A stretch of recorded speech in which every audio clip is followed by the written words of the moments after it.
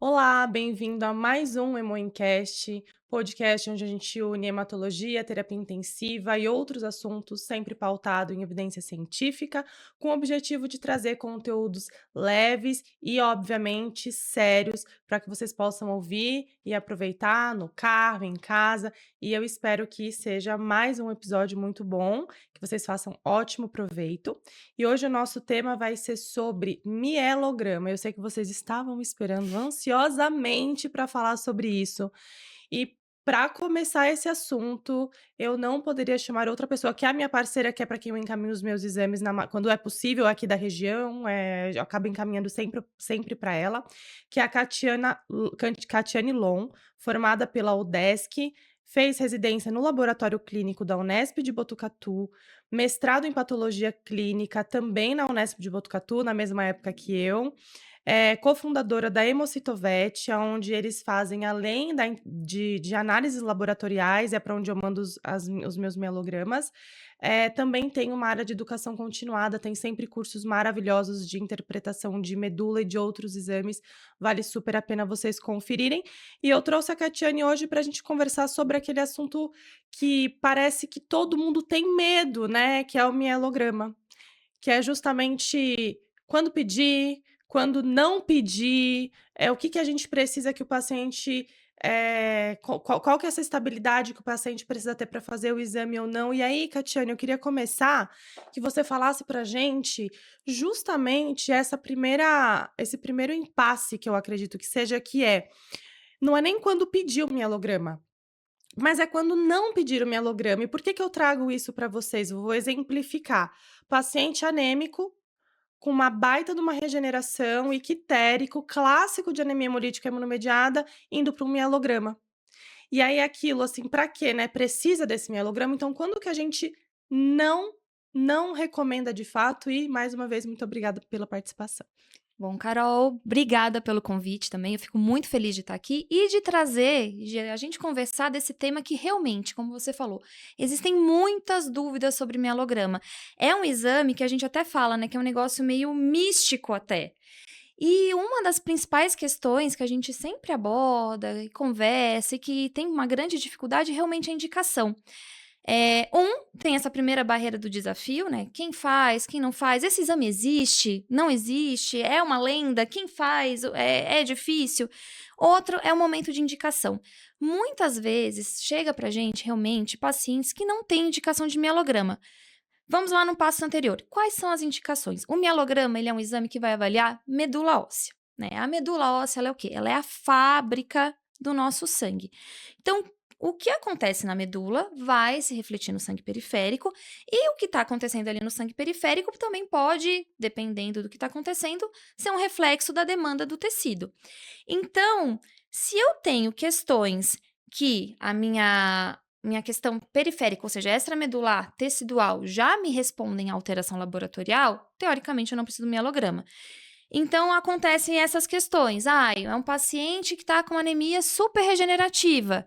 Se eu tenho uma anemia regenerativa, é um indício fortíssimo que a minha medula óssea está muito bem, obrigada. Eu não preciso ir lá.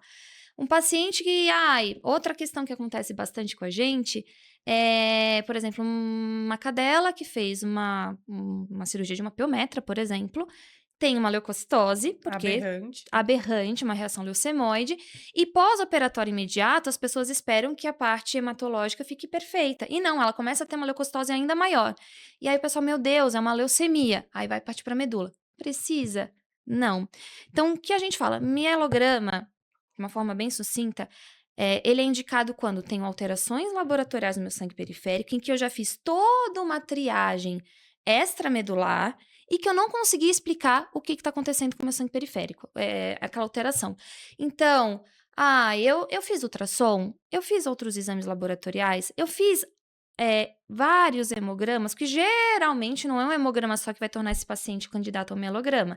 É uma sequência de alterações laboratoriais progressivas que não respondem à terapia, são Poxa, é um achado no ultrassom, uma piometra, eu tenho uma hepatosplenomegalia, são outros exames complementares como PCR, sorologia, exames bioquímicos. Então, eu preciso desse painel geral, na maior parte das vezes, para daí sim, olha, eu procurei, não entendo, não tem nenhuma causa extramedular que justifique essa alteração laboratorial, e aí sim eu vou partir para a medula óssea para entender o que está acontecendo.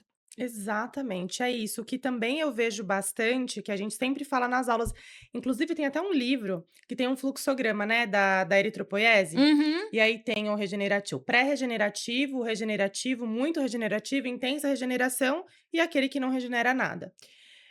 Que eu falo sempre para as pessoas que me chamam, com pacientes com anemia. Paciente anêmico, dependendo do que levou à anemia, eu até fiz um post sobre isso. sim. Dependendo do que levou à anemia, essa anemia pode ser pré-regenerativa. E aí, o que que seria? Aquele paciente que vai regenerar, a medula ela vai regenerar, mas para ela regenerar, ela precisa de tempo. Uhum. E aí, como é que funciona, né, esse mecanismo de hipóxia? Eu gosto sempre de explicar isso para os clientes. Para que uma medula responda, para que uma medula regenere, ela precisa de estímulo hipóxico, ou seja, eu preciso que esse paciente esteja com uma hemoglobina baixa, e obviamente que não é só hemoglobina, a gente pode estar falando de variáveis do débito cardíaco também que leva à hipóxia, causando um estímulo medular, mas um paciente que, na maioria das vezes, esteja anêmico, essa anemia sustentada vai levar a um estímulo hipóxico, o rim vai entender que esse estímulo hipóxico existe, essa hipóxia vai liberar mais eritropoetina, a medula vai responder esse estímulo e vai liberar mais célula jovem para a circulação, o tal do famoso reticulócito. Só que se a gente está numa fase ali inicial, né, onde o paciente tem 3 a 5 dias para responder, ele pode não responder de cara, mas ele vai responder. Só que se esse paciente nesse início ainda está recebendo transfusão, a gente está suprimindo essa resposta, porque eu estou tirando ele da hipóxia, dando sangue. E quanto maior é o valor de hematócrito que a gente leva esse paciente para transfusão, mais supressão medular a gente vai dar para esse paciente, porque a gente está tirando ele do estado hipóxico. Então, pacientes politransfundidos, mesmo que tenham uma medula funcional, eles terão menos estímulo, medular, e isso é esperado. Então, o entendimento desse contexto de doença, né, e de procedimentos que estão sendo realizados nesse paciente faz tanta diferença quanto decidir quando ou não coletar esse exame. Por que que a gente fala sobre entender sobre a necessidade de coleta? Porque exige muitas vezes, e eu espero que todos façam sedação, bloqueio, é um exame que ele costuma envolver um custo mais elevado, porque envolve o anestesista, envolve quem coleta, envolve o exame em si, e ele precisa trazer uma resposta. Uhum. E que muitas vezes, quando a gente coleta fora de contexto, aquela resposta não serve para absolutamente nada, né, é o que a gente faz, por exemplo, nas anemias hemolíticas. Você recebe muito desses pacientes que têm que são politransfundidos, aí por conta de uma baixa regeneração em sangue periférico, mesmo sem levar em consideração esses pontos, acabam pedindo o exame, vem uma medula funcional? Carol, a gente recebe diversos tipos de medula, né. Hoje, se eu vou em loco fazer a coleta, eu consigo também fazer esse contato com o médico veterinário, entender melhor esse momento e até mesmo direcionar se é um momento adequado ou não para coleta. Isso é uma dica também muito boa, conversem com a equipe do laboratório, né. O mielograma ele é um exame que é multidisciplinar, porque, que nem você falou, a maior parte dos pacientes não estão bem clinicamente, a gente precisa tanto da indicação clínica, quanto saber se esse paciente ele tem condições de passar por esse procedimento, isso também passa nesse momento de indicação, e também se é aquele momento, ideal. Por exemplo, falei a gente conversou até antes de entrar aqui no ar, que eu estou recebendo vários exames de pacientes que têm uma anemia, a regenerativa, e a pessoa faz sucessivas transfusões, e ao invés de manter essa hipóxia nesse paciente um pouquinho anêmico, para a gente ter esse estímulo hipóxico, o paciente, é um felino que está vindo para fazer coleta com 32 de hematócrito, pós-transfusão, é um cão que está fazendo pós-transfusão 40 de hematócrito, o pessoal Meu Deus do virou de céu. praxe. Meu marido, ele é clínico, né, então ele trabalha há muito tempo com hospital, com clínica de pequenos, ele foi residente também na parte de infecto lá no EMI em Botucatu. Ele assim: "Gente, eu nunca vi fazer tanto paciente descer 2 bolsas. É. Tá todo mundo descendo 2 Tá tentando bolsas". normalizar o hematócrito. Exato! E aí a gente tem um ponto também lá atrás de entender a fisiologia do processo. Para eu entender a doença, a fisiologia, a fisiopatogenia da doença, eu preciso entender a fisiologia normal. Se eu não entendo a fisiologia normal, que olha, eu preciso da hipóxia para ir lá estimular o rim, fazer a produção de eritropoetina, essa eritropoetina precisa ir lá na medula óssea, que ela vai estimular a diferenciação ali das células e tudo mais, eu tenho esse tempo, eu erro. Eu erro, então eu tô naquele receio, né, que o paciente tá anêmico, eu preciso tirar ele da anemia e tudo mais, corrijo esse hematócrito que tá equivocado.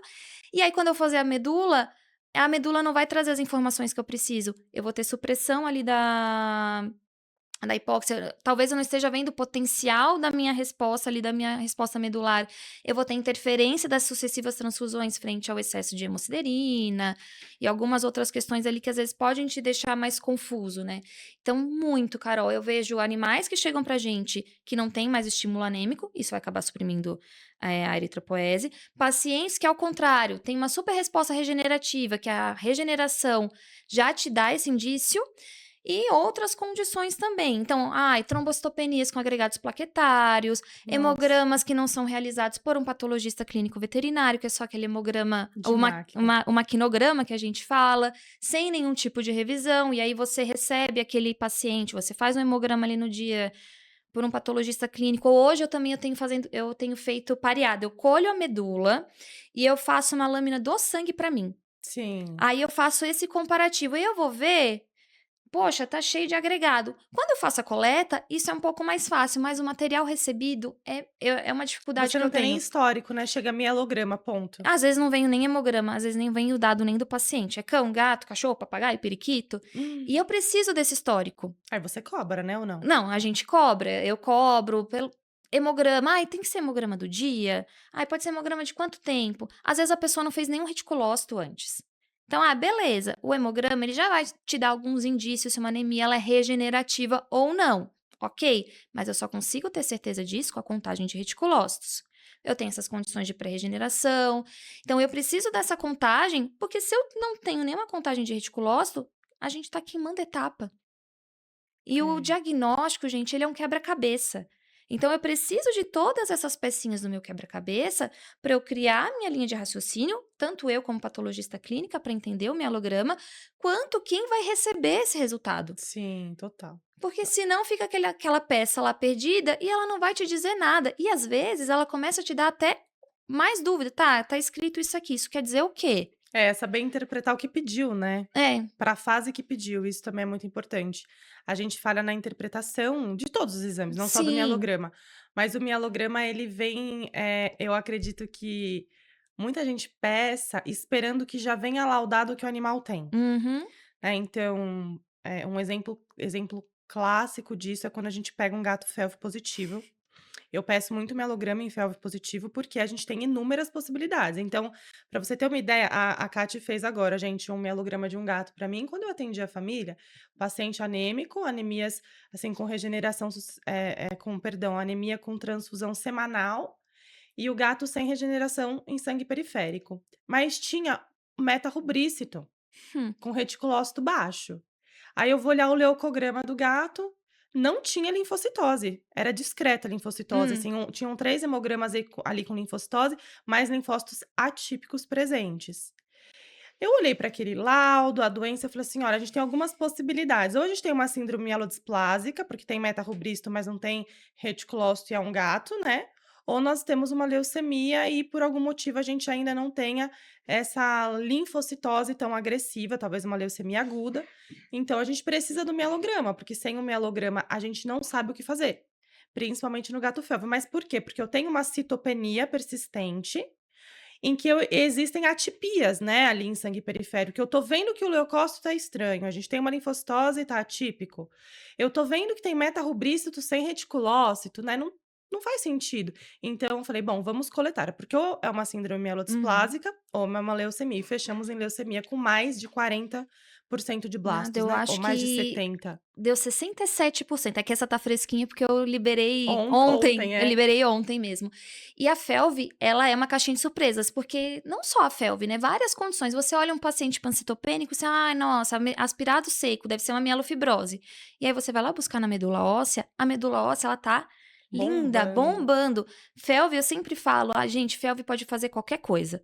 Então tem paciente que vai ter anemia, tem paciente que vai ter pancitopenia, tem paciente que vai ter esses indícios clássicos de mielodisplasia, então metarubristo em diferentes estágios de maturação, uma leucocitose por presença de blastos absurda, e tem paciente que é pancitopênico. Né, esse paciente que a gente está falando, ele até já tinha uma leucocitose discreta, se eu não me engano, nesse último exame, já tinha os linfócitos ali reativos, atípicos, e a medula, ela tinha uma hiperplasia com um aumento do número de blastos acima de 20%, que é o nosso critério que diferencia uma síndrome mielodisplásica de uma leucemia, pensando só na medula óssea, fora os achados periféricos. Mas tem paciente que chega para mim pancitopênico, e aí você vai olhar a medula, uma leucemia leucêmica. Nossa, é terrível diagnosticar, né, leucemia leucêmica, Uhum. pelo amor de Deus. E não tem sido incomum, Carol. Aleucêmica ou subleucêmica, como é mais ou menos esse caso que a gente está conversando. Principalmente nos gatos felv. E isso é muito importante de ser visto. Para os cães também, às vezes a gente pensa as pimas, né? Então, você olha aquele paciente super anêmico e tudo mais. Ai, gente, deve ser uma hipoplasia eritroide ou uma pan-hipoplasia ali medular. Aí você vai olhar a medula lotada, lotada, lotada, lotada de células, dependendo ali do grau de direcionamento, né, para qual precursor a destruição ela está sendo direcionada. Então isso varia muito. E aí a gente depende do contexto todo também, É, né. tem que ter uma comunicação, direcional, né, então você vai pedir um exame, se você não consegue falar diretamente com o patologista, manda escrito as suspeitas, e principalmente o que esse animal está usando de medicação. Muito. Isso é muito importante, porque vai interferir na leitura. Você falou da PIMA, era um tema que eu ia te perguntar. Eu percebo que muita gente tem diagnosticado PIMA sem ser PIMA. Então, pega às vezes uma medula que não tem característica de PIMA, mas só porque tem uma hipoplasia eritroide, considera uma PIMA. Quais são os reais critérios, Kati, para considerar PIMA? Carol, no mundo ideal, a gente vai ver uma medula ali. A celularidade da medula, ela vai variar, como eu falei, de acordo com o precursor que está sendo direcionado à destruição. Então, se eu tenho, por exemplo, na PIMA, uma destruição direcionada a reticulócitos, eu tenho lá na medula óssea, como é que funciona? Eu tenho os precursores mais jovens, que eles vão se multiplicando até a liberação do reticulócito, hemácia madura e liberação para o sangue periférico. Então, por exemplo, se eu tenho uma PIMA direcionada, uma destruição direcionada a reticulócitos, a metarrubrice no estágio final de maturação, o que, que vai acontecer? No meu sangue periférico, eu vou ter uma anemia regenerativa, porque essas hemácias não estão saindo da medula. Tenho lá o estímulo de hipóxia, a hipóxia vai lá na medula óssea, e a eritropoetina, ela vai agir nos rubriblastos, nas unidades formadoras de colônia eritroide e fazer a multiplicação. Então, eu vou ter toda a multiplicação normal, só que lá no finalzinho, ela para, porque eu tenho uma destruição imunomediada. E aí eu posso ter uma medula, nesse caso, hiperplásica, porque dali para trás está tudo normal. Eu tenho estímulo, o eixo está funcionando. E aí eu vou ter uma medula hiperplásica, classicamente, e eu vou ter o aumento de fagocitoses de precursores. Então, de metarrubriço, geralmente aquele precursor que está sendo fagocitado é aquele onde a destruição está sendo direcionada. Aumento de estoques de ferro na forma de hemosiderina e tudo mais. Às vezes, eu encontro medulas hiposcelulares ou com uma hipoplasia eritroide grave. Por quando? Quando a minha destruição ela é direcionada lá para os rubriblastos ou para a unidade formadora de colônia eritroide. Então, isso vai depender da celularidade. Mas, no geral, eu vou ter o aumento das fagocitoses de formas ali eritroides e aumento nos estoques de ferro. Esse é o clássico. Mas aí a gente tem um problema, Carol. A medula, quando chega um paciente para a gente para fazer mielograma, ele não chega sem ter passado diretamente para o hematologista, então ele já chega com o caso todo mexido. Então, o caso vai chegar para você já todo mexido, normalmente o paciente já chega com aquele coquetel de... Doxipred e eritropoetina. Exatamente, já vem com o Sempre. combo, né, pronto. Combo desgraça, eu falo. Então, já chega com esse combo para você, politransfundido, que nem a gente estava levantando a questão ali, então, tá com 40 ali de hematócrito, então ele vai chegar ali para mim, na medula, também tudo mexido. Então, às vezes, eu não consigo te dar todos os critérios. Então, questão de fagocitose, às vezes fica prejudicada, eu não vou ver mais aquelas fagocitoses, fagocitose de metarrubristo, de rubriblasto, eu não vejo mais isso. Eu vejo aumento ali de estoque de ferro, mas é porque tem destruição imunomediada ali junto, ou é porque transfundiu e tem um aumento desses estoques de ferro? Então, para mim, e fora que às vezes eu não tenho nada de histórico, né? Então, às vezes, pra mim, só pelo mielograma, até fica meio difícil. Eu costumo fazer o seguinte, eu gosto de colocar comentários no laudo do mielo. Porque o hemograma, ele já é difícil de interpretar, né? Em Sim, é si, difícil sim. né? Interpretar direito é difícil. Apesar de ser um exame do dia a dia, primeiro exame da linha raciocínio diagnóstico que a gente faça, a gente tem dificuldades na interpretação do hemograma. Na medula, mais ainda. Então, eu gosto de colocar esses comentários para tentar realmente ajudar a direcionar o leque de possibilidades, as minhas impressões também diagnósticas. E aí, normalmente, as causas imunomediadas, elas até acabam entrando junto nessa gama de diferenciais. O problema é realmente a parte do contexto todo. Aí você se agarra naquilo lá que tá ali escrito, é imunomediado, porque escreveu que é imunomediado, não sei o que que é imunomediado. É. E aí eu acho que é isso que tem acontecido bastante. Sim, exatamente. As pessoas elas começam a pedir os exames e esperam que o patologista, que não tem histórico nenhum, Uhum. resolva o problema apenas com um laudo de mielograma, né. E eu também gosto de mielograma comentado. Eu primeiro, assim, eu recebo 3 tipos de mielograma, o ótimo, o que eu não entendo nada, porque vem sem contagem, sem especificar a linhagem, vem só um comentário. Uhum. E aí não que eu não confie, mas assim, eu gosto de ver as contagens, eu acho isso importante, até para um comparativo, né. E aqueles que vêm só com a contagem sem nenhum comentário. É, porque tem para todos os gostos. Se É. você pega, pessoal que trabalha com medula, trabalha o livro do Harvey de hematologia é a nossa bíblia da hematologia. Então, se você pega e lê o capítulo de medula do Harvey, ele até fala que você pode fazer um laudo descritivo de mielograma como se fosse uma citologia, que a gente fala, predomínio de célula tal, tal, tal, tal, tal. Eu uso esse tipo de laudo em 2 condições específicas. Ou se eu tenho uma hipoplasia medular, que eu não tenho nada para contar mesmo, então não dá para eu fazer um diferencial, aí eu faço só um descritivo. Ou se eu tenho uma leucemia que é, nossa, 90% de blasto, só tem aquele tipo celular, aquela população monomórfica e tudo mais. Se bem que até para esses casos hoje, eu não tenho feito mais assim. Eu tenho contado, vai dar 99% de blastos, eu vou contar 99%, porque quem tá recebendo esse laudo me pede: "Não, mas Kati, tá, tem predomínio de blasto, mas é predomínio de quanto? É. É 60, é 70, é 80, é 99?" Então hoje eu tenho feito assim. E se você só olha a medula, né, para o pessoal que trabalha com laboratório deve saber, você gosta quando eu vou receber o material, eu vou lá e coro e eu vou triar esse material para ver se tem espícula e tudo mais. E eu gosto de fazer assim, eu tô olhando a espícula assim: "Nossa, tá cheio de salo eritroide aqui, hein. Nossa, olha plasmócito, olha mastócito, olha não sei o quê". E aí você fica com essa impressão do maior Macro. macro. Aí na hora que eu vou fazer a contagem, não é exatamente aquilo que eu vi. Então a contagem também me ajuda nisso, hein. Eu confirmo isso. Então até essa questão de: tem como dar uma triada pra mim nessa medula?" Eu peço isso todas as Eu assim, vezes. eu falo eu sempre falo isso: "Olha, se for uma coisa muito gritante, se for uma leucemia, que eu tenha, sei lá, que eu bati o olho e eu só vejo um mar de blasto, eu te falo, é um mar de blasto. Ah, é uma hipoplasia que eu tô aqui olhando e tá, né, só gordura, só aquele estroma, olha, tá bem hipoplásico mesmo. Se tiver no meio termo, assim, gente, eu não consigo bater aqui Um um possível um diagnóstico possível só com essa diagnóstico, só prévia. com essa prévia eu não consigo. Os extremos eu consigo.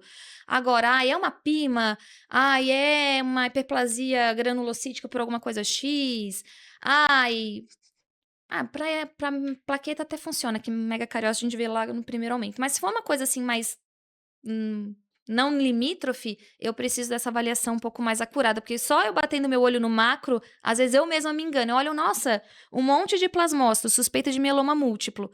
E aí eu vou contar no diferencial, deu 3% de plasmócito, uma coisa assim, não Aí a não gente não dá. assusta, né. É, e aí eu vou pegar e vou te assustar. "Nossa, Carol, tá cheio de plasmócito". Aí você tá numa linha de raciocínio que, pô, sei lá, o mieloma é um diferencial, alguma doença de fundo infeccioso, sei lá, uma leixe, por exemplo, é no seu diferencial. Se eu falar que tá cheio de plasmócito, você: vou nessa linha então". Vou começar a juntar com isso. Então, às vezes, a prévia, ela pode mais te atrapalhar do que te ajudar. Então, depende. É. E o mielograma hoje, para nós da hematologia, ele se tornou para mim, tá, eu sei que vocês não concordam com isso, tá, da patologia, mas para mim, o mielograma ele se tornou uma peça essencial que eu não consigo esperar 15 dias, 10 dias. E muitos dos laboratórios, eu sempre falo isso nos episódios, eu trabalho com o Brasil em diversas, flutuações de Uhum, possibilidades, né, então eu tenho diversidades gigantescas de tempo de liberação de um exame. E isso atrasa demais a nossa conduta, muito, porque muitas vezes a gente coleta, como esse gato, ele não tem tempo, uhum. né, a gente coletou na sexta, eu atendi ele na coletou sábado, né? Acho que foi sábado. Sábado, eu atendi ele na sexta-feira, ele já estava internado há uma semana. Ele já há uma semana? É, uma semana, ele já tinha feito 3 transfusões, se não me engano, ou estava indo para a terceira ou era a segunda, eu não me recordo.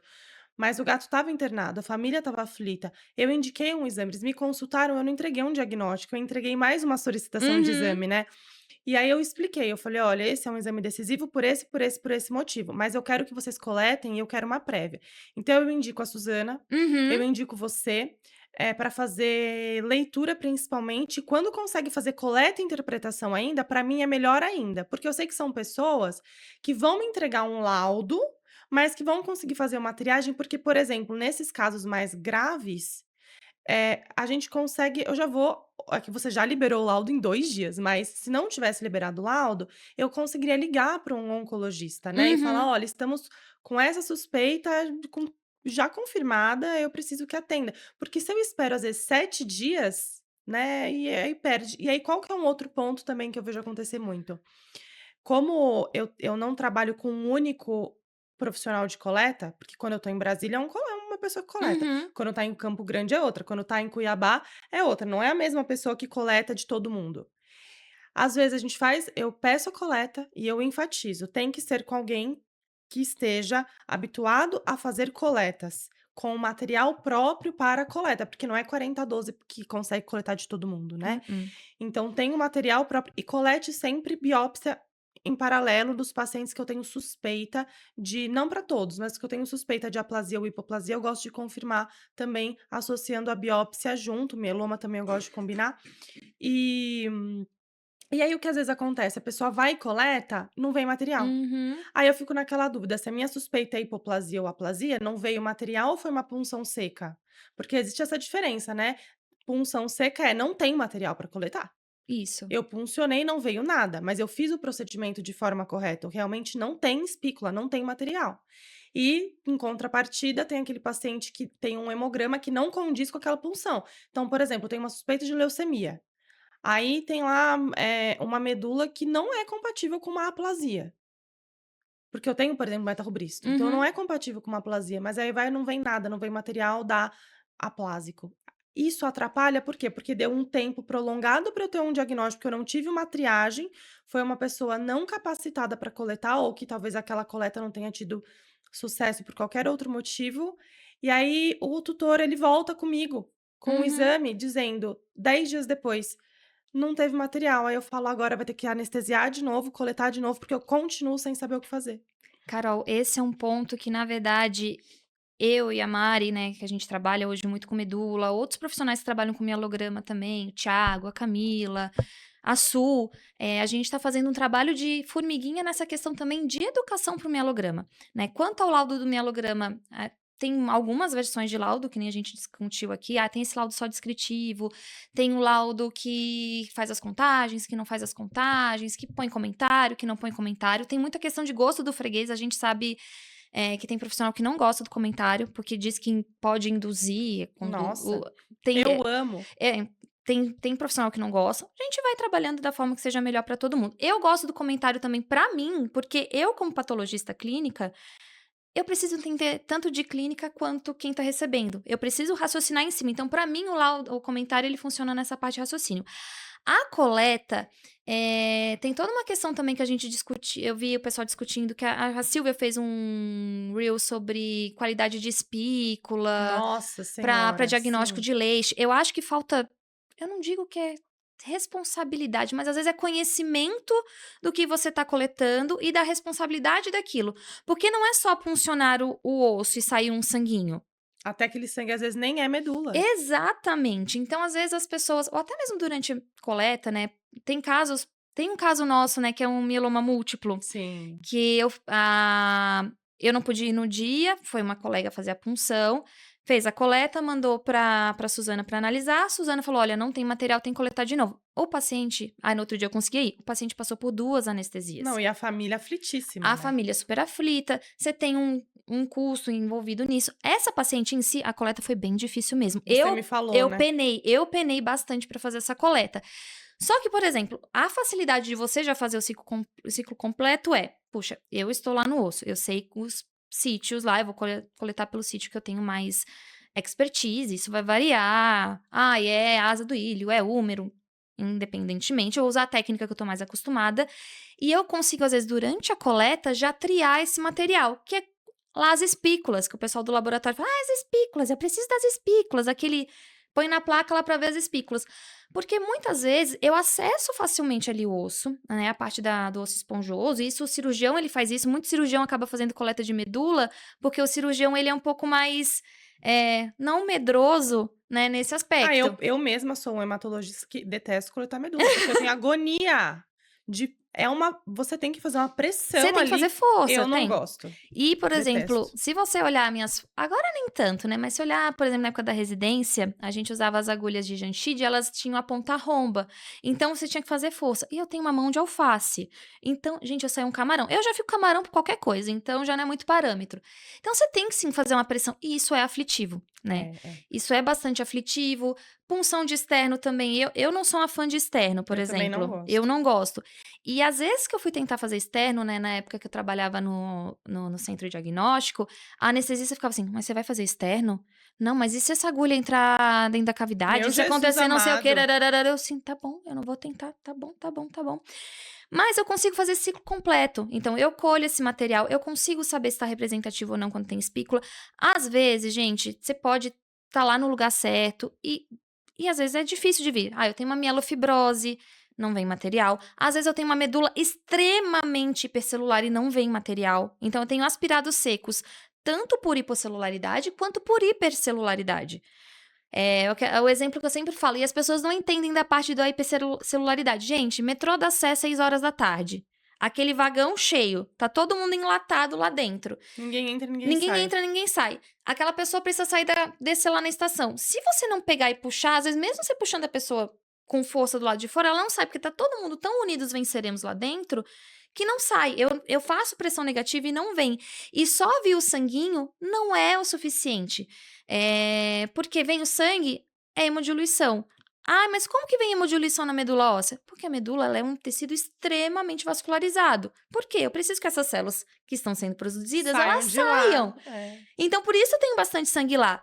Só que se os precursores estão todos coladinhos lá na medula, unidos venceremos por qualquer motivo, eu vou fazer a pressão negativa, eu vou ter ruptura ali do vaso, né, lesão endotelial. Recolho esse sangue periférico? Recolho. Mas as espículas, as células hematopoéticas não vêm. E essa também é uma importância das espículas, até mesmo nos casos de leucemia.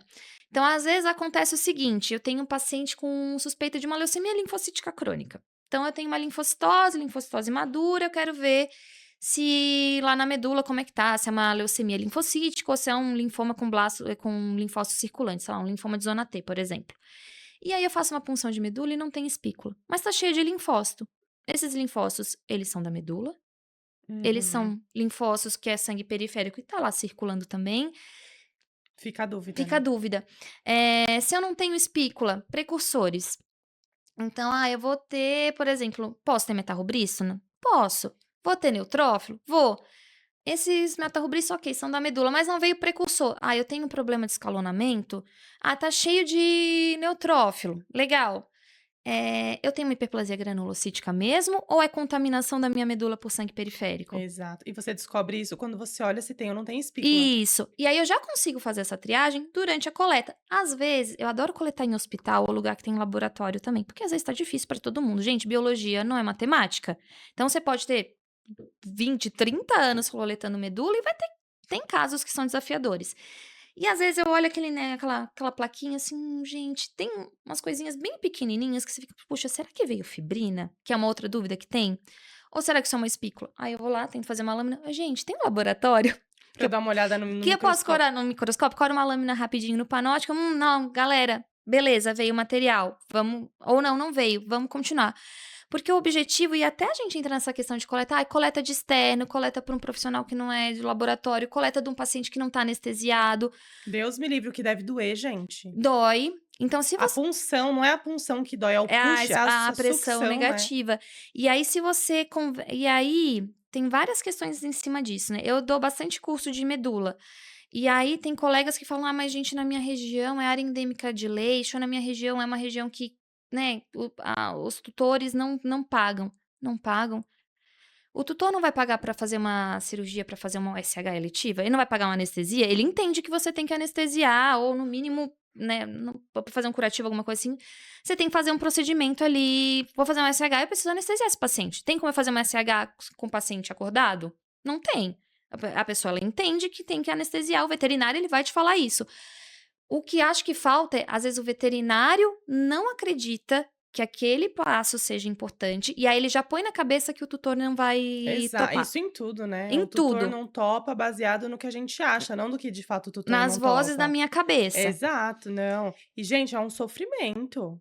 Primeiro que é um sofrimento para quem coleta, Uhum. né, porque deve ser um saco coletar de animal que tá mexendo, você não consegue ter qualidade de Eu coleta. nunca coletei de paciente Não, acordado. eu descobri que se coleta acordado um dia que eu pedi um mielograma, e aí tudo bem, veio o resultado e veio a ausência de material. Aí a responsável falou pra mim: "Mas eu não quero coletar de novo de jeito nenhum, prefiro não coletar". Eu falei: "Mas teve alguma intercorrência?". "Doutora, ela gritava tanto que eu ouvi da recepção". Eu falei: "Como assim ela gritava?". Eu não sabia que não se cole que alguém fazia sem anestesia. Depois eu fui descobrindo, porque depois que isso aconteceu, todas as vezes que eu pedia, eu perguntava: "Vocês Uhum. fazem anestesia?". Muitos falavam: "Não". Carol, tem até uma colega nossa que fez um curso com a gente, falou que já tentou fazer, na região dela e tudo mais, tentou fazer punção de úmero sem o paciente estar anestesiado. Meu Jesus Cristo. Aí a pessoa não consegue, mas ela não. Por que não consegue? Gente, vai deixar colocar uma agulha no seu osso, no braço e tudo mais. No externo, tem gente que faz só com a sedação e tudo mais, que precisa, gente, não tem como. E aí até consegue um material representativo, mas a gente tem várias questões ali envolvidas. Índole do paciente, técnica de coleta e beleza. Aí às vezes até vem, por isso que eu não gosto tanto assim de externo. Agora, no úmero, não tem como fazer com o paciente Deus me acordado. livre, imagino que não dói. E aí a gente E o entra. risco de fratura? Também, existe. E a gente tem essa questão, o mielo, ele já chega num ponto pra gente, que o veterinário que tá ali com o mielograma, que quer o mielograma, ele já tá esgotando as possibilidades dele diagnósticas, então ele tem, né, uma certa urgência nesse diagnóstico, que foi o que você falou.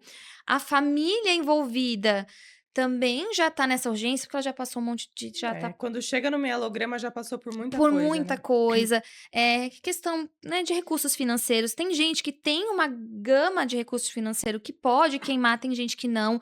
E aí você pega e faz uma medula de, né, que você não garante, ou pelo menos que você não se esforçou o máximo possível para ter um material representativo.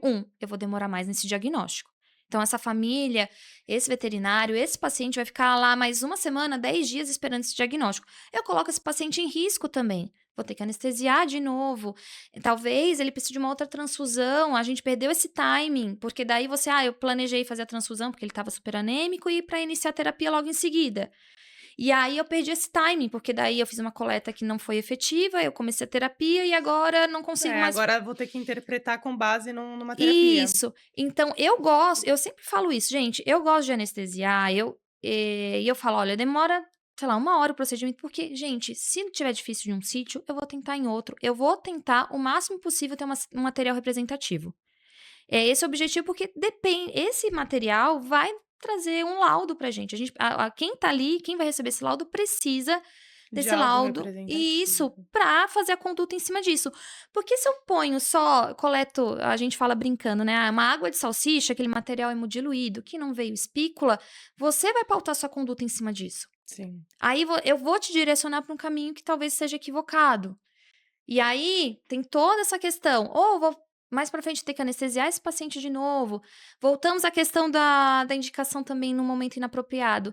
Às vezes eu tô queimando com o recurso financeiro do tutor, do responsável, num exame que não vai te trazer resposta e limitando ele. Poxa, eu gastei esse dinheiro agora com a medula, com anestesia, paguei, sei lá, 1.300, R$ 1.500 para fazer um procedimento, que às vezes sai isso de custo final pro responsável, e agora ele não tem mais esse recurso, talvez para um medicamento, para um Sim, exame que seja mais assertivo, sim. para uma transfusão, caso seja necessário, alguma coisa assim. Então a gente precisa dessa responsabilidade também, nós, o laboratório, nós que fazemos a coleta do exame, na hora que a gente coleta esse material, a responsabilidade que a gente tem nesse diagnóstico em toda essa gama também, do recurso financeiro, do tempo do tutor, do tempo do veterinário, do tempo daquele paciente. Sim, e eu acredito, eu vejo muito que a gente banalizou um pouco o mielograma. Você sabia que nos Estados Unidos eu atendi um paciente, putz, de onde ele era? Eu não me lembro, mas foi nos Estados Unidos, eu não me lembro agora o estado,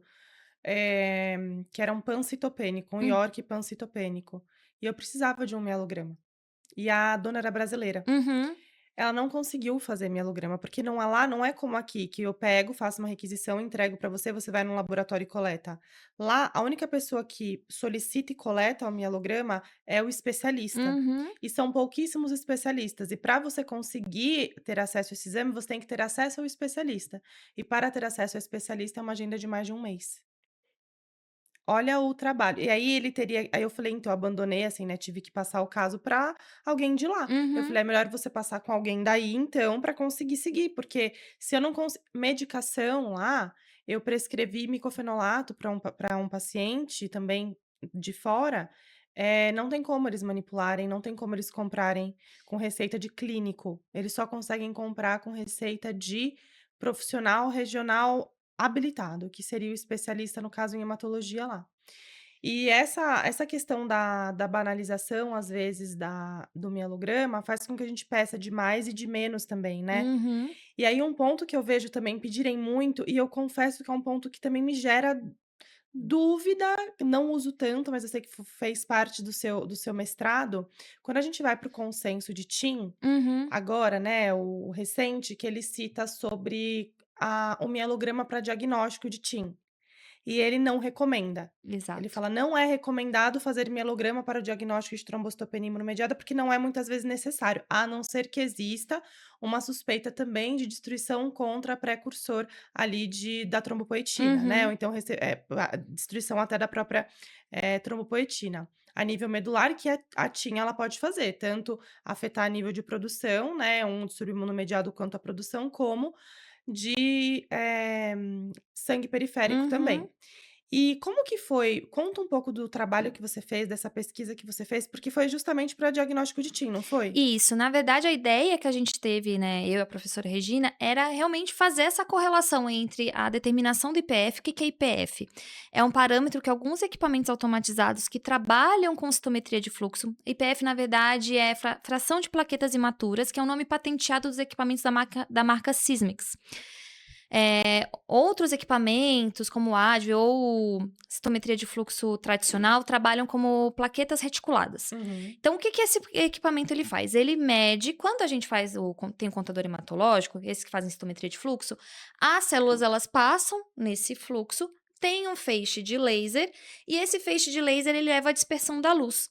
Então, dependendo do tamanho daquela partícula, da complexidade daquela partícula, e aí também eu posso adicionar alguns marcadores, dependendo de como essa luz dispersa e da cor da luz que aparece, dependendo do marcador, eu consigo classificar aquela célula. Então, o que que ele faz? Ele, por essa metodologia de citometria de fluxo, ele consegue dizer para mim que eu tenho plaquetas jovens no hemograma, plaquetas reticuladas. E as plaquetas reticuladas seriam o nosso análogo dos reticulócitos, são reticulócitos das plaquetas. E aí a gente queria saber se existia realmente essa correlação do aumento de IPF, ou seja, o aumento dessas plaquetas jovens, com o aumento de produção medular lá na medula, né? Aumento da atividade trombopoética. E aí a gente chega nesse ponto, Carol, porque esse consenso de TIM saiu no meio do meu mestrado. Foi mesmo. E aí a gente percebeu que a gente errou até no nosso critério de seleção dos pacientes, porque a ideia inicial era para trabalhar com pacientes com suspeita de TIM. E qual era o critério de seleção? Trombocitopenias moderadas a graves, com hiperplasia de megacariócitos na medula. E Hum, aí você pega o consenso e depois você começa a pensar que realmente faz sentido. Se a gente fizer uma analogia com as outras séries, isso faz total sentido. Nem toda TIM vai ter hiperplasia megacariocítica. não, não. E querendo ou não, é óbvio, e é um conceito que está sedimentado na nossa cabeça, né? Conceitualmente falando, é que nem as anemias hemolíticas imunomediadas clássicas, não as PIMAs, obviamente, ela vai ter hiperplasia lá da série eritroide lá na medula. As TIMs, elas só vão ter esse caso de hiperplasia megacariocítica, ou se ela for realmente contra a plaqueta periférica, ou se for na plaqueta ali final, que está sendo liberada na medula, ou contra o megacariócito ali mais maduro. Eu assim, gente, mas faz sentido. Eu posso um paciente com hipoplasia megacariocítica e ele ter TIM também, porque a destruição Sim. é direcionada contra o precursor inicial. Então, a gente até acabou, no final, mudando o nome do trabalho. Porque a gente começou mirando na TIM, aí saiu o consenso que falava também que o mielograma ele não era indicado, que também era uma Uma coisa. resposta que vocês buscavam, Era uma né? resposta que a gente buscava e era uma ideia, né, um conceito que a gente também tinha. A gente fecha a TIM olhando lá na medula, vai ter hiperplasia megacariocítica, né? A gente passou a vida inteira pensando isso. E aí você realmente vê que não. A gente conseguiu observar uma correlação boa no geral entre a contagem do IPF, o aumento do IPF, e a atividade megacariocítica. A gente até conseguiu ver. Mas isso depende muito também do contexto daquele paciente. Então não dá para fechar, é aumento de IPF, sei lá, hiperplasia megacariocítica, TIM. Não dá para fazer esse paralelo diretamente. O que eu consigo ver, aumentos de IPF em cães podem me indicar, sim, que eu tenho uma resposta da medula óssea frente a uma trombocitopenia, aumento da atividade megacariocítica. Para gato, gente, para gato ainda a gente. Coitados, né, gente? Gente, gato é uma tristeza, nematologicamente falando, pensando em parâmetros de equipamento. A gente tem muita evolução tecnológica nisso. Então, os aparelhos, eles tentam, mas tem coisas que são inerentes à Espécie, morfologia. né? Então, a contagem de plaqueta por equipamento, Deus me livre, não dá, não não dá. inventaram ainda. Eu lembro que quando a gente foi fazer o treinamento desse equipamento, falaram pra gente, falaram do IPF, o IPF vai te ajudar a diferenciar trombocitopenia verdadeira Pseudo. de pseudo, agregado plaquetário e tudo mais pelo IPF. Não ajuda. Gato já tem plaqueta maior do que a de cão. 2, gato já tem um aumento de plaquetas reticuladas, as plaquetas do gato têm mais grânulos que a do cão, então o IPF dele já dá na lua. 3, ele não diferencia não, o agregado. Não tem como. Faço a revisão ali na lâmina e é difícil um gato que não tem agregado plaquetário. É É bem praticamente difícil. Eles impossível. têm plaquetas mais ativadas, né? É, isso. E outra, coleta mais estressante também. Então, acaba ativando mais plaqueta no momento da coleta. São plaquetas mais ativadas naturalmente. Então, E, tem fator Carol, estresse também. mesmo nas coletas super cat-friendly, a gente tentou replicar aquele trabalho da micacina, sabe, de Uhum. agregação. E aí, a gente via isso de coleta quando era agregação por estresse, de coleta e tudo mais, e a resposta micacina. Mas eu lembro quando a gente foi fazer o nosso valor de referência, né, do centro diagnóstico, quando que eu trabalhava, a gente fez um valor de referência nosso, com a nossa população, para cão e para gato. Para cão, nós conseguimos. Para gato, a gente não conseguiu fazer um valor de referência, um intervalo de referência para plaqueta. Por quê? Coletas lindas, maravilhosas, por pessoas extremamente qualificadas, coletas extremamente cat-friendly. Às vezes eu não via agregado na lâmina. Ok, você via no equipamento, tinha um flag, né? Uma mensagem de erro falando que tinha agregado.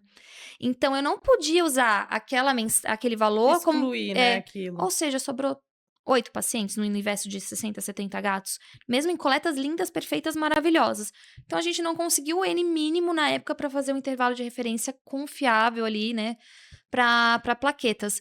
Então é um grande desafio para a gente em gato. IPF é um valor difícil, a gente não tem, a gente sabe que é mais alto do que o cão, justamente por essa maior atividade plaquetária, maior presença de grânulos plaquetários na plaqueta do gato, maior volume plaquetário em si, né? A plaqueta do gato ela é maior do que a do cão, mas a gente não consegue estabelecer um intervalo de referência ainda para os gatos, por essa dificuldade técnica mesmo inerente à espécie. Para o cão, a gente tem algumas coisas, funciona bem, a gente tem visto isso. E normalmente, mesmo que eu tenha um equipamento que não faça isso, nós temos outros parâmetros no hemograma que já dão aquela dica. No hemograma e também na morfologia plaquetária. Então, presença de macroplaquetas já nos Sim, dão uma grande dica. Os equipamentos por impedância, que são os equipamentos que todo mundo acaba tendo, também tem outros parâmetros que já ajudam, que é o VPM, que é VPM. o volume plaquetário médio, que ele mede o tamanho dessas plaquetas, ele é o análogo ao VCM das hemácias. Então, quanto maior o meu VPM, maior quantidade de plaquetas grandes e provavelmente plaquetas mais jovens. Tem o PDW, que é o RDW das plaquetas, né, que é um índice que Eu adoro as RDW. pessoas negligenciam o RDW. Carol, na época da residência, eu ouvi que o RDW ele era um índice de um residente da clínica, que era um índice de confiabilidade do meu exame. Ou o que que significava? Se o RDW estava dentro da faixinha azul, é que aquele exame ele era confiável. Não sei o que era confiável. Se ele estava vermelhinho, porque estava fora do intervalo de referência, provavelmente porque estava aumentado, é porque teve algum problema ali na execução Meu do Deus do hemograma. céu. Gente, eu ouvi isso de um residente da clínica. É. Da clínica. Não tá E fácil pra ninguém. não, não, na época, né. Hoje, e tem alguns laboratórios que ainda não liberam RDW.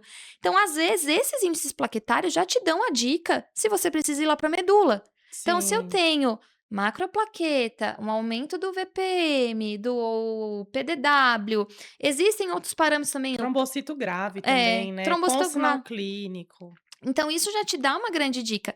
Até entrar num outro ponto, né, voltando às indicações equivocadas, que eu acho que é um ponto que tá girando bastante aqui nessa conversa, Cavalier.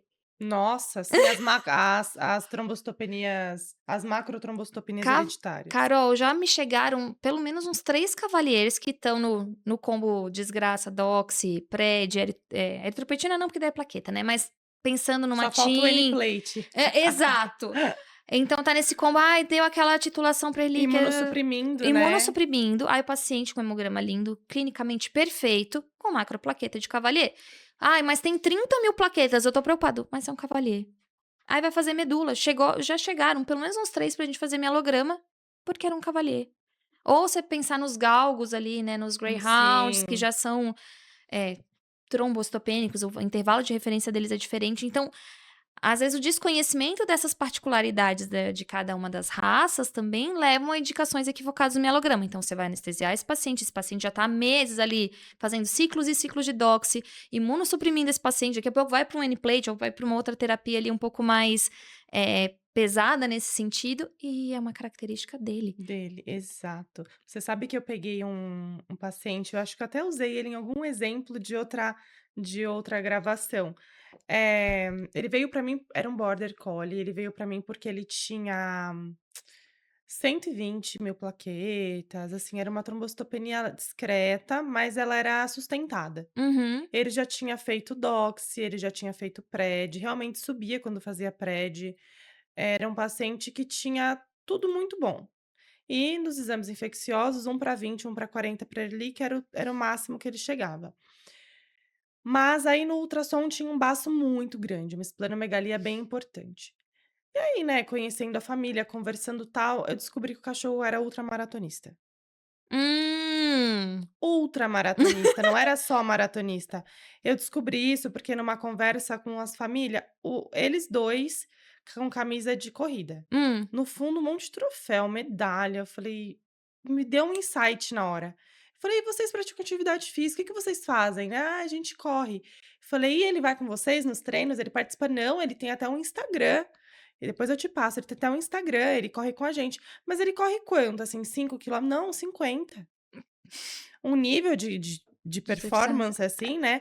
Aí eu falei pra família, eu falei: "Olha, como vocês estão me buscando, eu suspeito fortemente que ele não tenha nada, que isso seja um sequestro esplênico e Uhum, esse baço aumentado seja em decorrência de toda essa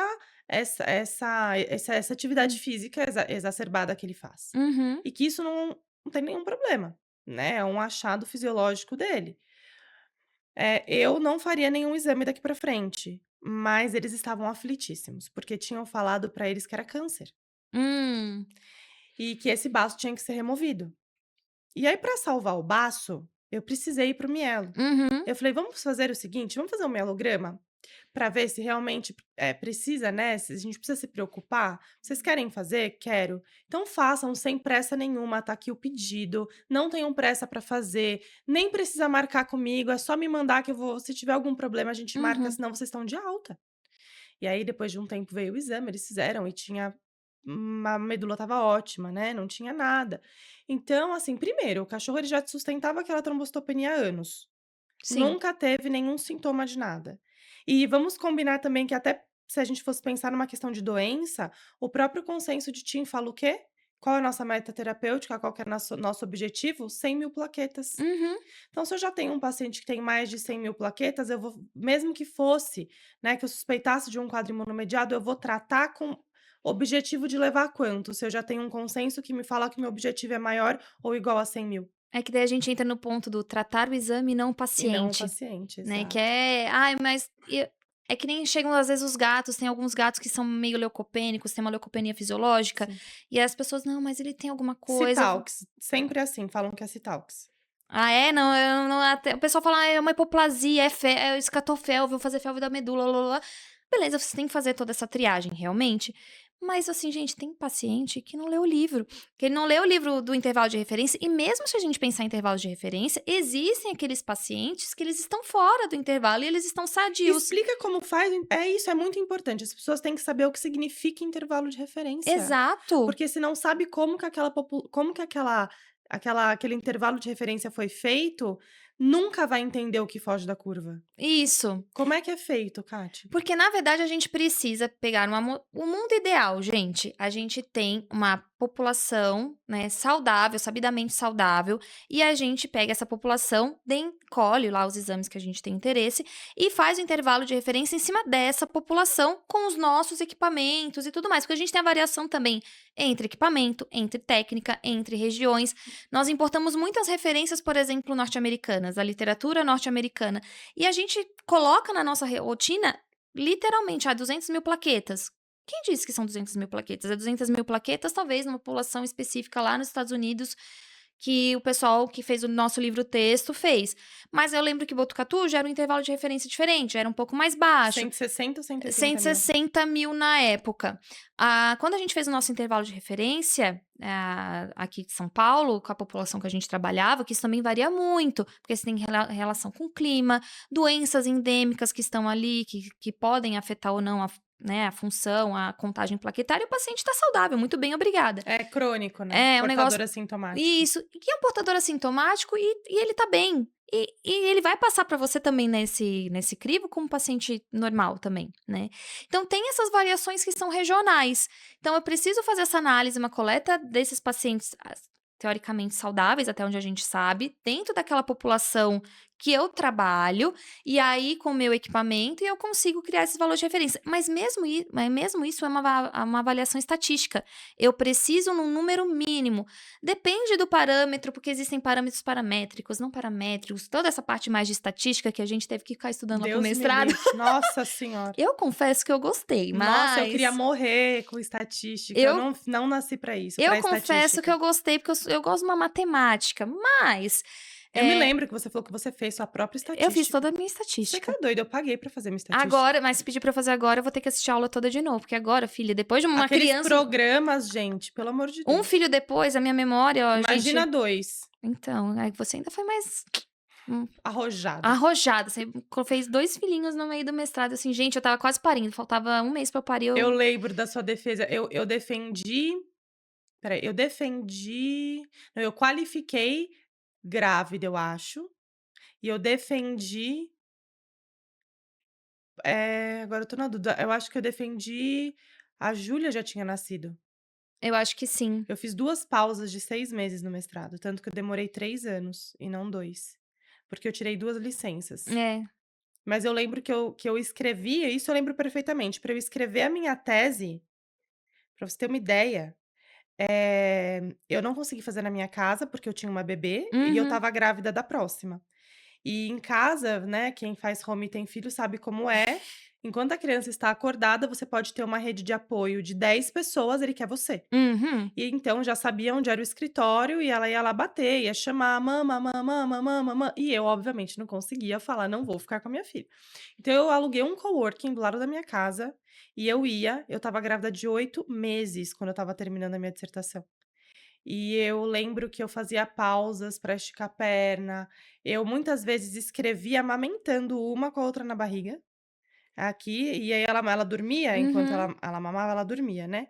Aí eu colocava ela aqui no braço, na poltrona de amamentação, e estava aqui pesquisando artigo, escrevendo, nã-nã-nã, né, então, foi muito puxado pra mim. Nossa, mas no fim deu tudo certo. E eu me lembro que você eu entrei em parte da sua tese, da sua Uhum. defesa, eu acho. Eu assisti um pedaço e eu me lembro que você estava, assim, com medo, né, se nascer antes da data, tal. Não, eu estava desesperada, porque eu defendi em julho, o Pedro estava previsto para agosto, mas assim: "Mas gente, se acontece alguma coisa, Nasce antes, se né. nasce antes". Então, toda essa parte de intervalo de referência, voltando, É. a gente precisa fazer uma análise estatística, e toda análise estatística ela vai gerar uma curva pra gente, que é uma curva de normalidade.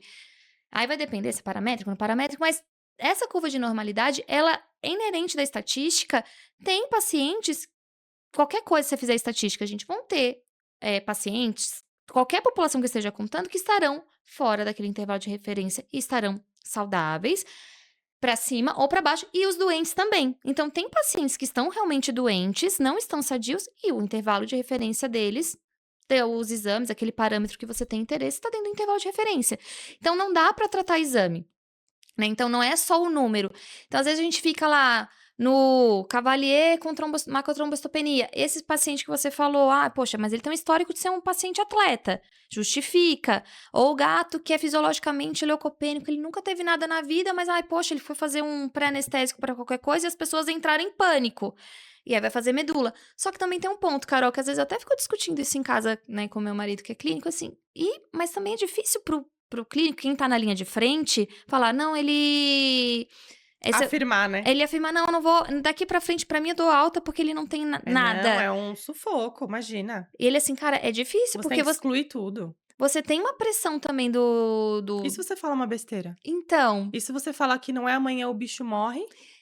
essa é uma questão. Ai, poxa, sei lá, deu um PCR positivo pra babésia. Vamos supor, aqui um exemplo meio fora da, não tão fora, né, do nosso assunto. "Ai, mas é só contato". "Ah, mas é só contato, mas tá positivo". "Mas doutora, você não vai fazer nada?". É, a gente discutiu isso na aula de Babés, no na gravação de Babés aqui, que aí eu falo, a gente pediu, tem que saber o que fazer com o resultado, né. Exato, O exato, que que eu espero, porque eu pedi, o que eu espero e o que eu vou fazer com isso, porque eles vão exato. cobrar. Exato. E aí também voltando ao nosso mielograma, quando eu faço um exame laboratorial, eu acho que você também fala isso bastante, né, Carol, eu tenho que ter uma pergunta, eu tenho que esperar uma resposta, eu tenho uma pergunta para responder. O que que o mielograma vai me trazer de resposta? Não dá para eu fazer metralhar um monte de exame, fazer hemograma, fazer sorologia, vou fazer mielograma, vou fazer tudo, mas eu quero saber o que com isso? O que que eu espero? Eu preciso responder uma pergunta, eu tenho que ter pelo menos uma pergunta. E Pra não ver é, e se essa pergunta é: "Não faço ideia, o que que vai acontecer agora?". Não, eu tenho que ter pelo menos um leve vislumbre de alguma coisa que eu queira encontrar, porque senão o mielograma não vai te dizer nada, só vai te botar mais dúvidas, dúvida na né. cabeça. Isso acontece muito. Eu falo do intervalo de referência, eu gosto de usar o nosso exemplo, né.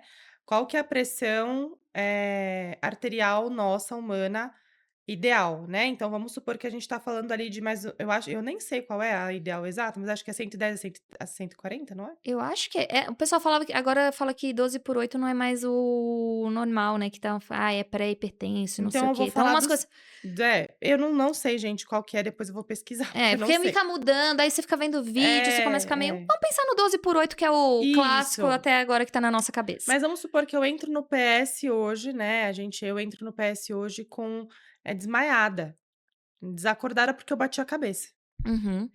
e desmaiei. E eu entro lá e eu tô com 90 de PA. Só que esse meu 90 de PA, no histórico da minha vida, é normal. Sim. Foge do padrão, não é o ideal, só que pra mim é. Eu naturalmente tenho uma pressão mais baixa Uhum. do que a média. mais alta, eu até entendo que é mais complexo, mas tem muita gente que tem uma pressão mais baixa. Sim. Só que se você não consegue, colocar, né, isso, que você tem essa questão de uma pressão arterial mais baixa, e ele não consegue entender num contexto, 90 para aquele médico que não tem contexto, é Sim. algo tratável, Sim. talvez para quem tá desacordada. Diferente se eu vou num ambulatório, tô bem, tô ótimo, fazem minha pressão para check-up, ela tá 90, Uhum. né, e aconteceu isso com a minha filha no PS esses dias. Eu levei a Júlia no PS porque ela estava com lesões orais, Uhum. só. Só que na saturação deu 91. Nossa. E aí ela ativou o botão de emergência e me mandou pra sala da pediatra. Quando eu cheguei na eu não fiquei assustada, sinceramente, porque eu já imaginava, né, Uhum. que aquilo estava errado, porque ela não tinha nenhum sinal de alteração Sim. respiratória, mas era um padrão da enfermagem. Eles têm que acionar. Aí quando eu entrei, ela falou: "Nossa, por que que ela tá em emergência respiratória?" Eu falei: "Ela na verdade não tá em emergência respiratória, é porque na triagem eu acredito que não estivesse correto esse 91", e aí ela fez de novo, estava 98, né. Uhum. Mas existem muitos pacientes que vão apresentar um valor de hemograma, enfim, no caso, fora ali do normal, seja para baixo ou para cima, e que isso pode estar relacionado à raça, isso pode estar relacionado a uma particularidade daquele paciente, mas de fato, você tem razão. É muito difícil para a gente que está ali no front falar isso é fisiológico, a não ser que seja um Cavalier, que seja Uhum. um galgo, um Akita, né? Uhum. Algo que a gente já espere uma trombocitopenia. Mas fora isso, quando o paciente chega para a gente, o tutor quer uma resposta, muitas vezes a gente tem que mergulhar num diagnóstico que envolve o mielograma, Uhum. para dizer não tem nada, que foi o que aconteceu com esse paciente. Eu tinha, assim, 99% de certeza que aquilo era fisiológico, porque esse paciente tem uma esplenomegalia em decorrência de uma atividade esportiva acima de 99 da população. E que por isso ele vai sustentar esse valor, e que eu tirar o baço eu poderia até de certa forma subir essas plaquetas, Sim. mas que não tinha nenhum sentido. Só Sim. que aquela família exigiu, ela falou: "Eu preciso ter certeza. Para eu ter certeza, você vai ter que ir pra medula". É. É que na verdade mas aí a gente chega num ponto, você tinha uma resposta que você estava esperando no mielograma de qualquer forma. Tinha, o É. que não era nada. Então, o descartar também alguma coisa é uma resposta, que é um outro problema que a gente tem também, né. Voltando a esses pacientes normais, também normais que têm valores fora da curva, um outro ponto que a gente não tem é check-up desse paciente anual saudável. Então a gente não tem Exatamente. essa história pregressa dele, que ai, que nem você: "Ai, sei lá, eu tenho pressão de 90 a vida inteira, então pra mim beleza, tá normal". Meu irmão, por exemplo, ele é microcítico. Desde criança ele tem hemogramas com microcitose. E pra ele, gente, Vida que vida que segue. segue, ele sempre teve isso.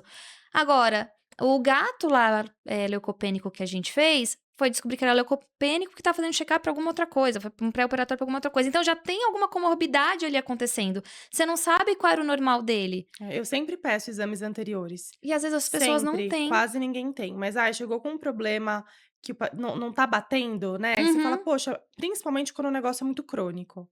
"Ai, tô há 6 meses buscando, não é a hemoli", por exemplo, anemias, né, uhum, 6 meses com um hematócrito de 30, 31, e vem pra mim como algo imunomediado. Provavelmente não é, porque se fosse há 6 meses a gente já teria uma progressão, e a gente sabe que as ARRINs elas são terríveis, né. sim, E aí a gente já começa a pensar em algo mais a nível de produção, ou uma doença crônica, uma inflamação crônica.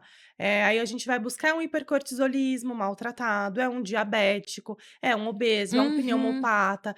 E aí, e até no pneumopata, você sabe que eu atendi recentemente um paciente veio encaminhado de uma pneumologista, que ele tinha uma eritrocitose. certo. E ele tinha uma doença pulmonar, mas não era nada grave, né, e aí a pneumo falou: "Essa eritrocitose eu fico na dúvida se é porque tem uma hipóxia sustentada aí pela doença pulmonar, levando esse estímulo exagerado de medula, ou se é uma condição de fato primária ou secundária a outra doença". E veio para mim com uma eritrocitose, se não me engano, era 70, Uhum, 72, e realmente o paciente tinha uma questão pulmonar de fato, ele fazia uso de várias medicações, mas ele não era um paciente hipóxico, uhum, ele não tinha hipoxemia, de fato, né, assim, os exames e fez gaso arterial, na oximetria, ele não era. hum, E ele veio para mim por conta disso, a pneu me encaminhou. E aí a gente foi fazendo toda a triagem, era um paciente que tinha um tumor gigantesco na adrenal, ele Hum. era extremamente obeso, ele é, na verdade, né, extremamente obeso, com hipercortisolismo não diagnosticado, não tratado. Ele tinha um triglicérides e colesterol dos piores que eu já vi, o plasma superlipêmico. E aí só de corrigir isso, e de mandar obviamente para o diagnóstico correto, a gente conseguiu resolver essa questão da Hum. eritrocitose. Então existe também essa questão de compreender e até triar, né, de talvez não faça sentido essa minha suspeita, porque os parâmetros que me levam a ela não são fiéis. Sim, Não tem hipóxia, por mais que tenha um problema pulmonar, não tem hipóxia, justificaria, né. Então, às vezes, essa pergunta também a gente vai responder quando a gente descobre outras coisas que justifiquem não pensar naquilo. exatamente. Então, por exemplo, nesse caso que você falou, ó, tem para as eritrocitoses, o diagnóstico da medula, ele faz parte do opa, desculpa. Ele faz parte do rol diagnóstico, mas eu preciso de tudo isso antes. Então, eu tenho que descartar a hipoxemia, eu tenho que descartar, por exemplo, uma neoplasia renal, uma produção autônoma de eritropoetina, para daí eu pensar na questão da medula. E o problema, às vezes, das eritrocitoses é isso, eu tenho um paciente com hiperviscosidade, e aí começa a fazer hipoxemia Exatamente. não pela condição primária em si, mas tá aquele sangue hiperviscoso, aí você tem menor perfusão tecidual, hipóxia, então é um diagnóstico que ele acaba ficando Ele é mais bagun retroalimentado também, né, é isso. uma condição E a medula em retroalimentar. si, nesse caso, ela entra realmente fechando essa pecinha do quebra-cabeça, mas ela não é a principal no diagnóstico dessas crônicas, né. Tirando as LLCs, a medula eritrocitose é difícil fechar pelo mielograma. Na maioria das vezes Ele eu é um fecho é um é um diagnóstico de exclusão mais isso. periférica do que medular. A Eu a nunca medula peguei uma medula justificando uma não, eritrocitose. as que eu vi pacientes com eritrocitose mesmo, assim, não chegava a ser uma hiperplasia eritroide, nossa, mega absoluta, tinha uma hiperplasia eritroide, ponto. Eu quase não vejo indícios de displasia, então a medula é hipercelular, é o que eu consigo dizer pra você. Aí você A precisa causa a é o causa, problema, são as né. pecinhas do quebra-cabeça que a gente precisa montar. Então, às vezes, você tem uma ideia, puxa, que nem você estava falando ali de algumas condições, neoplásica, hiperadrenia e tudo mais, que você: "Ai, poxa, eu tô achando que a minha medula vai ter uma eritrocitose primária ali". Às vezes você não ter essa resposta, já é uma Já é resposta. uma resposta. Porque, puxa, realmente o problema então não é medular. Se não é medular, eu vou mirar aqui.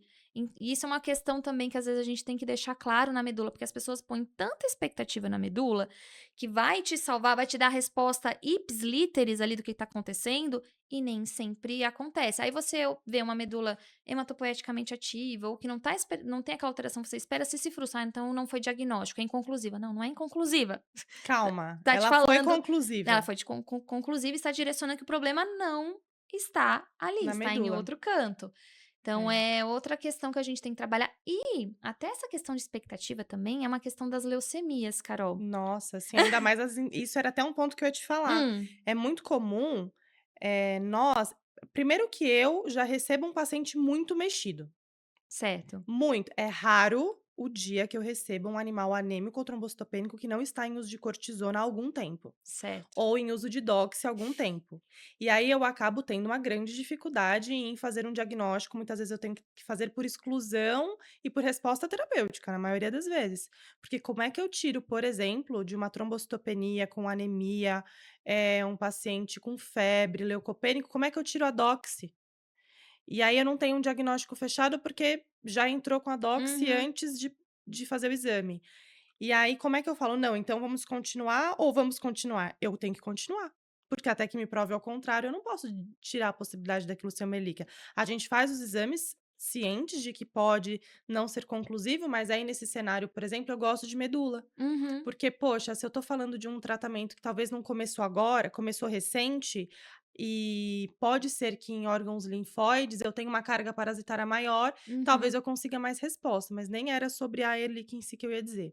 É com relação ao tratamento. Muitos pacientes já vêm com cortisona. O próprio gato da leucemia, uhum. ele estava só há 2 dias, mas muitos pacientes precisam da cortisona precisam começar a cortisona antes da punção, por vários motivos. Primeiro, porque às vezes entra morrendo, né? E a gente precisa fazer alguma coisa naquele momento inicial, ou porque já vem encaminhado porque já está usando a cortisona, Uhum, ou porque a data do mielograma é para daqui 2, 3 dias, eu não posso esperar 2, 3 dias para iniciar um tratamento. E a gente sabe que, na maioria das vezes, a cortisona e a transfusão são dois, e até a própria eritropoetina, né? uhum. São essas três condições que vão dificultar demais e atrapalhar, de certa forma, um diagnóstico mais claro. Mas muita gente deixa de pedir, deixa de fazer porque está com essas terapias. Como que você lê esse cenário de um paciente que precisa ou que já está com a terapia e o clínico contraindica? Então, na verdade, hoje, por exemplo, antigamente a gente falava até para suspender, porque a gente sabe que existem interferências. O quanto vai interferir, eu não consigo te precisar. Pode existir interferências em relação a isso, principalmente diagnósticos de leucemia, questões imunomediadas. Por quê? O cortisol, o que que ele vai fazer? Ele vai dar aquela imunossuprimida. Então, se eu tenho uma proliferação neoplásica, sei lá, de linfócitos, ele vai fazer uma linfólise. Então, às vezes, aquelas características de malignidade que eu estaria esperando não vão estar tão ali evidentes. Fagocitose também não estarão tão evidentes. Mas hoje, a gente não indica mais parar nenhum tipo de tratamento. Se está sob algum tipo de terapia, continue. Então, a gente não indica parar, porque tem paciente que nem consegue. É, Né? a maioria não consegue Se parar. você para, você, né, clinicamente ele piora muito, e tudo mais. Mas não deixe de fazer se eu preciso dessa questão, porque, às vezes eu ainda consigo te dar alguma resposta. Talvez eu não te dê aquela resposta linda, maravilhosa da PIMA, de fagocitose de precursor, eu vou ter algumas coisas que podem interferir. Então, aumento de estoque de ferro. É porque tem fagocitose ou é porque é politransfundido? Sim, eu vou ter alguns tipos de interferentes, mas eu posso ter, talvez, informações que te ajudem. É um negócio que é muito individualizado, né, Carol? Não tem aquela receitinha de bolo que funcione para todo mundo. Sempre, sempre faça mielograma com tratamento ou não, nunca mais faça. Então, esses extremos, eles acabam não existindo. Voltando, eu acho que é uma discussão que ela cabe tanto para o médico veterinário hematologista, clínico ou especialista envolvido no caso, o anestesista que está ali envolvido e o patologista clínico veterinário. Então, os três, pelo menos ali, estando alinhados, olha, Carol, dá para fazer a medula? Dá. Não indico retirar mais nada de medicamento, a gente não tem mais essa conduta, mas você talvez deixe de ver isso, ou a gente não consiga ver isso nessa magnitude. Mas eu consigo encontrar isso aqui para você e que talvez te seja interessante. Vale a pena? Aí você vai falar: "Não, Kati, vale, porque pra mim, pra essa família, pra mim, acho que é importante". Então é tudo individualizado, é tudo numa conversa. Então não tem faça sempre ou nunca mais faça. É, num resumo de tudo isso, né, eu acredito que o ponto principal seja entender que o mielograma, ele precisa ser indicado com critérios, de parâmetros fisiológicos, clínicos e laboratoriais de sangue periférico, que a Uhum, gente não sai pedindo mielograma para qualquer tipo de citopenia, né, e uhum, entender também que, o mielograma, na maioria das vezes, a gente está querendo confirmar ou responder alguma pergunta, seja de confirmação ou de exclusão, uhum. e que, na maioria das vezes, as indicações mais adequadas, né, e mais comuns que nós temos são nas citopenias sustentadas. Isso. Não que a gente não consegue uma resposta por alterações metabólicas ou exames laboratoriais. Então, aquelas citopenias sustentadas, aquele paciente anêmico, por exemplo, felino, tá lá anêmico e você fica na dúvida se a medula produz, não produz, aquela anemia inflamatória da doença renal ou não. E ao invés de você ficar dando eritropoetina, a Hum, cortisona sem critério, coleta a medula, vamos ver como é que tá essa isso. medula. Às vezes uma célula-tronco, dependendo de como tiver a medula, faz aquele paciente nosso, ele fez terapia celular, normalizou tudo, né? Então Uhum, era uma inflamação por todo o quadro que ele tinha passado, o melograma me respondeu isso. Ele me respondeu dizendo que era realmente, provavelmente inflamatório, apesar de bastante alteração que uhum. tinha, era um paciente que tinha passado por muita coisa, por Sim. várias transfusões, né, então que justificaria. Hoje ele tá super bem, graças a Deus. Então, acredito, pessoal, que na mensagem final, e a Catiane vai falar isso para vocês melhor, é entender que o mielograma ele é um exame de complemento, ele não dá respostas milagrosas para ninguém. A gente faz geralmente nas citopenias, E do ponto ali da série eritroide, cuidado, porque a gente tem essas pseudo ali, anemias, né, que na verdade são as anemias ali pré-regenerativas, onde ainda o paciente vai regenerar. Não, a gente não deixa de fazer esse exame porque está medicando, a gente entende que haverá ali alguma interferência, pode na verdade haver alguma interferência, mas que isso não é uma regra, e isso não exclui a necessidade desse exame, sim um cuidado na interpretação e um alinhamento de expectativas, mas que é um exame que é muito Uhum. importante e que precisa ser coletado por alguém habilitado, porque senão a gente perde dinheiro, perde tempo e não tem resposta, né. E eu acredito que esse seja o ponto principal, é quem coleta é tão fazer a coleta e a interpretação é tão ou mais importante do que saber solicitar. Porque senão alguém solicita buscando uma resposta, aí você faz uma coleta errada, aí vem um sugestivo de uma punção C que você condena, às vezes, um animal ou não tem resposta nenhuma, né. Então deixa a sua mensagem, Kátia, o que que você conclui, assim, você como quem coleta, como quem lê, como de quem já viu diversos tipos de lâmina, né, ela até elogiou, falou: "Nossa, quem coletou a medula desse seu paciente foi perfeito", porque Isso. isso faz muita diferença. Manda sua mensagem para o pessoal. Bom, gente, a minha mensagem é: tenham sempre o seu patologista clínico de confiança. Façam essa conversa, porque toda essa parte, o mielograma ele é importante nesse quebra-cabeça do diagnóstico, mas ele sozinho não faz muita coisa. Uma andorinha só não faz verão. Então, pro patologista clínico que recebe esse material, eu preciso de um material de boa qualidade, que seja enviado de forma adequada, com lâminas bonitas, porque às vezes as Sim, pessoas fazem a coleta, faz a parte linda de coletar e a lâmina tá horrível, né? Não horrível porque a pessoa não sabe confeccionar uma lâmina, não tem essa facilidade. facilidade e tudo mais, ou vem a lâmina refrigerada, vem junto com formol, vem um monte de coisa errada, e aí você perde todo esse trabalho. Então, é um trabalho de equipe. O mielograma, ele é um laudo que ele tem as contagens, mas ele já é um laudo interpretativo. Então, se eu não tenho essas informações iniciais de hemograma, histórico do paciente, o meu laudo fica mais restrito e só esse mielograma jogado dentro desse contexto, ele fica sem significado. Então, essa é a minha mensagem final. Tenha um colega, um patologista clínico de confiança, conversem com o seu patologista clínico também sobre os casos, mandem o histórico dos seus pacientes, Nossa. porque aí sim a gente consegue fazer um exame com a melhor qualidade possível e que vá responder a maior quantidade de perguntas possíveis que você tenha. É maravilhoso, pessoal. Acredito que a gente consegue concluir esse episódio com mensagens bem elucidativas. Acredito que o mielograma é um tema que vem ganhando mais espaço nas discussões. Eu acho isso ótimo. Muitos cursos muito bons. A Catiane mesmo tem alguns que né, faz vários cursos, vale muito a pena. Eu, como hematologista, eu tenho às vezes dificuldade de interpretar. Então, você ter o seu patologista de estimação é muito importante porque você entra em contato antes para falar sobre o caso, para ele já entender mais aonde ele vai trabalhar, o que ele vai buscar. E no pós, você consegue tirar dúvidas, Uhum. né. "Poxa, eu vi que ela traz um laudo que às vezes para mim é latim". Aí eu falo: "Me ajuda, o paciente está apresentando isso, isso, isso, o que que você acha?". Se a gente não tem essa comunicação, né, o paciente acaba não se beneficiando como ele poderia se beneficiar desse exame. Então tenham um patologista de estimação de vocês, assistam, reassistam, façam cursos, leiam os laudos com critério, se ficou dúvida, pergunta para o patologista que Uhum. fez, e sempre tenham alguém que saiba coletar, isso também é muito importante. E ficamos por aqui. Kate, muito obrigada pela participação. Pessoal, espero que vocês tenham gostado e até a próxima.